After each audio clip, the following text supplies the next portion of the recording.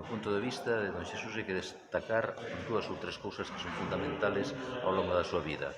O seu rexo compromiso coa ética, aprendida no mundo sacerdotal, no mundo clerical, pero que el soubo domeñar para que servira nunha ética cívica. E iso levouno ao compromiso con toda a xente coa que trataba.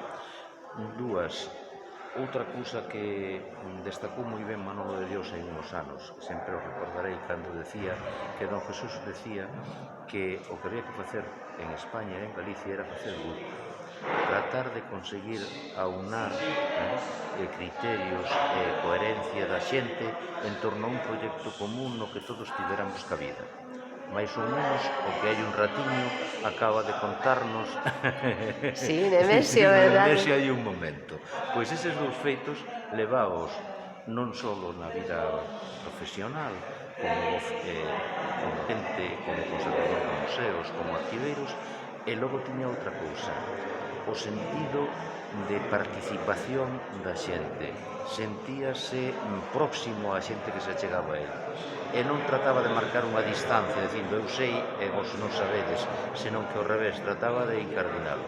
Conta moi ben con unhas cuantas anécdotas nunha publicación de hai moitos anos en Montero. Recordo un viaxe que fixo con el e ao cabo do viaxe dixe, pero este señor me acaba de resolver os problemas que eu traía. E non só eso, senón que quedou comigo para levarme a un sitio e enseñarme onde practicaban esa cousa lingüística que eu tiña que descubrir para darmos Alonso. Esa colaboración, esa participación colectiva foi sempre para él moi importante. Ese intelectual moderado. Bueno, moderado non, era teimudo, tiña carácter, tiña un carácter rexo, cando creía que unha cousa era dunha maneira, non daba facilmente o brazo a torcer, era constante na procura, pero tiña man esquerda e tiña sobre todo un gran sentido da humanidade. Maravilloso. Que os homes están por riba de moitas cousas, o que levou a que tuvera bastantes máis conflictos dos que moitas veces se pensa. Claro, moitísimas grazas. Moitísimas grazas, mestre. Don Jesús en el Colegio de las Carmelitas. Ajá. Daba clase de filosofía. Era profundamente bondadoso y al mismo tiempo era un sabio. Bien. Inculcó en mí el gusto por todo lo que se relacionaba con Galicia. Él fue el primero que daba la clase de filosofía, pero luego nos decía, ¿tú dónde eres? Entonces, él buscaba llegar a donde eras, que hubiera algo arqueológico, algo que relacionado con... Nunca, cosa política, jamás habló. Efectivamente, lo que decía él, era un hombre con buenas relaciones en general, y la política nunca la llevaba a clase, así como otros profesores sí, él nunca llevaba la política a clase. Y luego volví a coincidir con él, ya, bueno, tuve la suerte, además, de que él animó mucho a mis padres a que me fuera a la universidad. En aquella época, que una mujer se fuera y sin tener muchos medios, mis padres, aunque eran maestros del pueblo, era difícil. Y entonces le preguntó mi padre y le dijo, mire, el hijo va a estudiar medicina, pero la hija, como somos maestros, pensábamos en maestros sustitutos, pero yo creo que mejor que tengan la misma formación, porque eu tamén tuve un problema entre a miña irmá que non estudiou e eu fixeume maestro. E entonces el foi e le dixo, pois eu recomendaríalle que fora á universidade. Entonces, logo tuve moita relación coa muller, que me deu clase de latín, despois estuve moito en contacto con eles, paseaba con eles, e aprendín moito na clase de filosofía, e aprendín moito tamén coa súa compañía, sempre, isto axudoume moito na tesina, que gracias a él orientoume o tema, que lle encantou despois a como se chama? A Otero Pedrallo. A Otero Pedrallo, claro. Era de que iba a facer.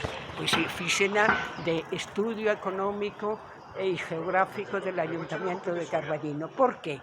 Porque don Jesús díxeme, por que non vai o catedrático de Santiago, Otero, vai empezar a facer tesinas e cousas de Galicia, que non dos pueblos de Galicia.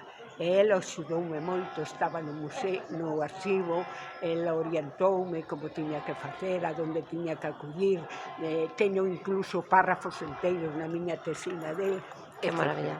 En fin, unha persona, ademais, moi bondadosa, moi de paz. Nunca vin a don Jesús, nin como alumna, ni despois no instituto, nunca vin a don Jesús enfadado. Maravilloso. Que quería moito a Galicia sin pelexar por nada. Non pelexaba, unía. Maravilloso. Maravilloso. María Ángeles Castro, moitísimas gracias. Ingresou na Real Academia Galega, máis tarde na Real Academia de Historia e tamén na Real Academia de Bellas Artes de San Fernando. É un home dunha actividade cultural e intelectual impresionante. Isto é un reflexo mínimo do que fixo. Dos libros que...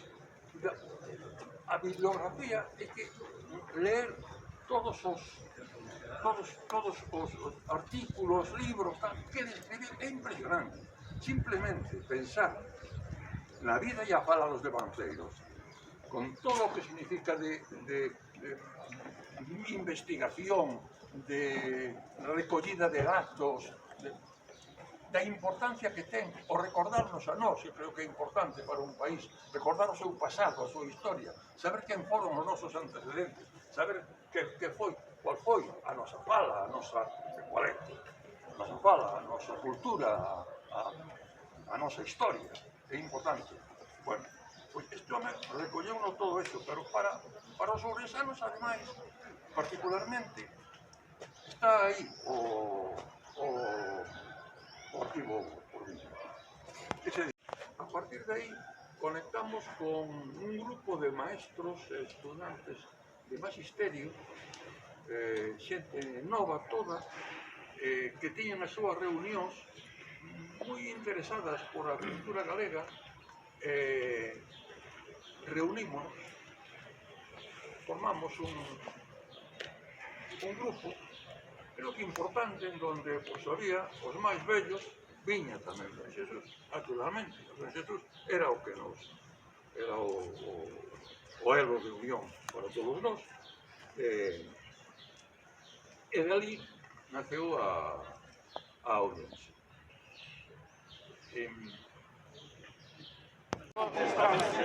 Aquí están os 50 anos da morte de Jesús Ferro Couselo, toda esta xente entrañable que temos aquí e que de alguna maneira estuvo relacionada con el ou está perpetuando o seu legado. Non quero desai. Xente importante nas nosas letras, nas nosas artes, e que continúan con esta divulgación deste home tan interesante, Jesús Ferro Couselo.